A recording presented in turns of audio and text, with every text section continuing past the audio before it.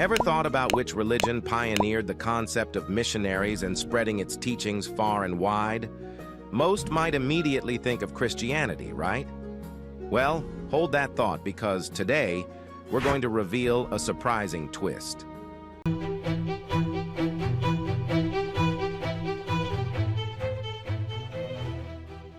When we think of spreading religion, the first name that often comes to mind is Christianity.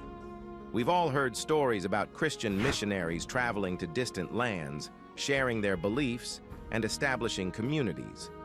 It's a compelling narrative that has shaped our understanding of religious propagation. But here's the murky history. Did you know that Buddhism actually beat Christianity to the punch when it comes to the concept of missionaries? While the historical records might not be as widely known, Buddhism has a rich tradition of spreading its teachings through missionaries long before other major religions. Before we explore the mechanics of setting up missionaries, let's take a brief look at how Buddhism spread far and wide. Understanding its origin, definition, and purpose will provide valuable context for our upcoming discussion on the concept of missionaries. In ancient India, Sanatana Dharma reigned supreme for centuries, deeply rooted in Vedic traditions. This religious system placed a strong emphasis on the caste system and the observance of Vedic rituals. The Brahmins, considered the upper caste, held authority over the Vedic texts, including the Vedas, making them a dominant religious and social force. However, in the 6th century BCE, Buddhism emerged as a distinct path, founded on the teachings of Siddhartha Gautama, also known as the Buddha. The Buddha's teachings revolved around the idea that all beings have the potential to attain enlightenment, a state of perfect peace and happiness. He emphasized that suffering arises from attachment to desires, and advocated for the release of these attachments as the path to end suffering. This marked a significant departure from the established norms of Sanatana Dharma and the Vedic traditions. Buddhism is often labeled as a non-theistic religion. However, it's crucial to understand that Buddhism isn't anti-theistic. In other words, Buddhists simply don't think it's necessary to believe in a god or gods to attain enlightenment. The dislike for Brahmanical supremacy also fueled their opposition to the traditions and customs of the Brahminical tradition, along with practices linked to Sanatana Dharma.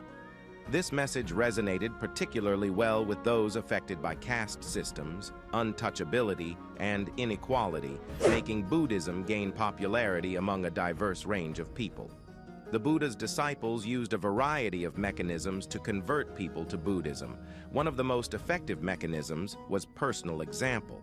The Buddha's disciples lived ethical lives, and they were dedicated to helping others. This made them credible and attractive teachers. The Buddha's disciples also used persuasion and debate to convert people to Buddhism. They were skilled arguers, and they were able to explain the Buddha's teachings in a clear and concise way. They also established monasteries and schools where people could learn about Buddhism and practice meditation. However, one of their most important strategies for spreading Buddhism was to directly approach emperors of various kingdoms and try to convert them. Converting emperors was an important strategy for spreading Buddhism because it allowed Buddhist disciples to reach a large number of people at once. Once an emperor converted to Buddhism, he would often encourage his subjects to follow suit. This led to the rapid spread of Buddhism throughout India and Southeast Asia. The Buddhist disciples who converted emperors were often skilled diplomats and scholars. They were able to explain the Buddha's teachings in a way that was appealing to emperors, and they were able to persuade emperors to support the spread of Buddhism. There are several examples of Buddhist disciples who successfully converted emperors. For example, the Buddhist monk Ashoka the Great was the emperor of the Maurya Empire from 272 to 232 BCE. He was a devout Buddhist, and he used his power to spread Buddhism throughout his empire. He built monasteries and stupas, and he sent Buddhist missionaries to neighboring countries. Another example is the Buddhist monk Mahinda, who was the son of the Indian emperor Ashoka the Great. Mahinda arrived in Sri Lanka in the 3rd century BCE with a group of monks and nuns. He was able to convert the Sinhalese king Devanampiya Tissa to Buddhism, and this led to the rapid spread of Buddhism throughout Sri Lanka. Mahinda and his followers established monasteries and schools where people could learn about Buddhism and practice meditation. They also translated the Buddha's teachings into Sinhala, making them accessible to a wider audience. Mahinda is credited with playing a key role in the spread of Buddhism to Sri Lanka. He is revered as a saint by Sri Lankan Buddhists, and he is often depicted in Buddhist art and literature. Today, Sri Lanka is a predominantly Buddhist country, with over 70% of the population identifying as Buddhist. Buddhism has had a profound impact on Sri Lankan culture and society, and it continues to be a major force in the country today. In addition to the examples of Ashoka the Great and Mahida, there are many other examples of Buddhist disciples who set up missionaries and spread Buddhism by directly approaching emperors of various kingdoms. For example, the Buddhist monk Faxian traveled to China in the 5th century CE, and he was able to convert the Chinese Emperor Wu of Liu Song to Buddhism.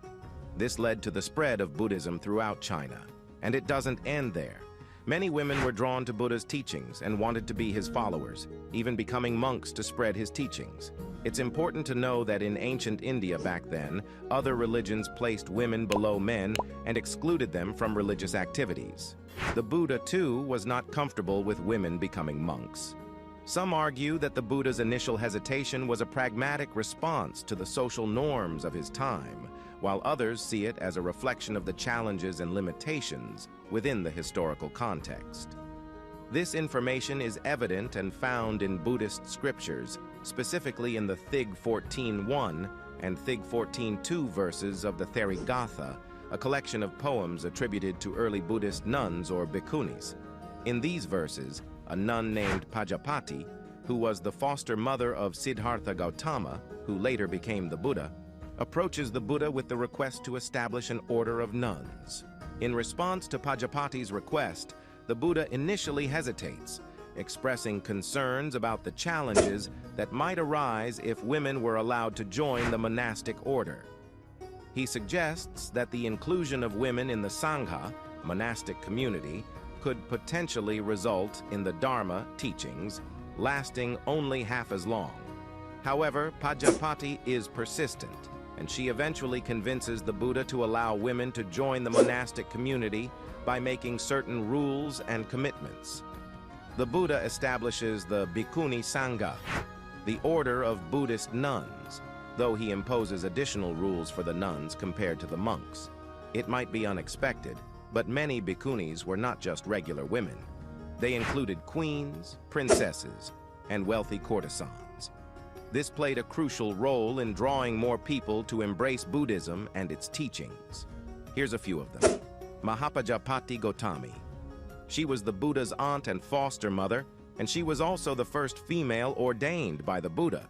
She played a key role in the establishment of the Bhikkhuni order, and she helped to spread the Buddha's teachings to women. Therisanghamita. She was the daughter of Emperor Ashoka the Great, and she was sent to Sri Lanka to establish the Bhikkhuni order there. She played a key role in the spread of Buddhism to Sri Lanka, and she is revered as a saint by Sri Lankan Buddhists. Regardless, the establishment of the Bhikkhuni Sangha is seen as an important step in early Buddhism towards gender equality in the monastic community. It allowed women to pursue the path of enlightenment and contribute to the spread of Buddhism.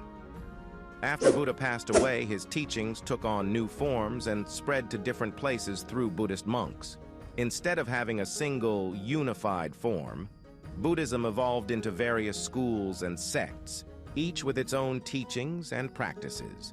There are three main branches of Buddhism: Mahayana, Theravada, and Vajrayana. Some scholars think Mahayana developed from the Mahasamgika school, known for its open-minded views. Others believe Mahayana developed independently, with diverse Buddhists writing the Mahayana Sutras. Today, Mahayana Buddhism is the largest branch, with over 500 million followers worldwide, found in countries like China, Japan, Korea, and more. They've built many Buddha viharas and consider Buddha as a god, praying to him. Isn't it interesting, though, that there are temples for Buddha? Buddha himself didn't emphasize the need for temples in spiritual practice. He believed the crucial thing was to have a quiet and comfortable place for meditation and studying the Dharma. Do you find it ironic that temples were built for Buddha despite his teachings? Drop your opinions in the comments below. I'd love to hear from you. If you're new to the channel, make sure to hit that subscribe button to stay updated with our content. For our awesome regulars, don't forget to like, share, and click the notification bell to never miss an update. Your support means the world. Let's keep this conversation going.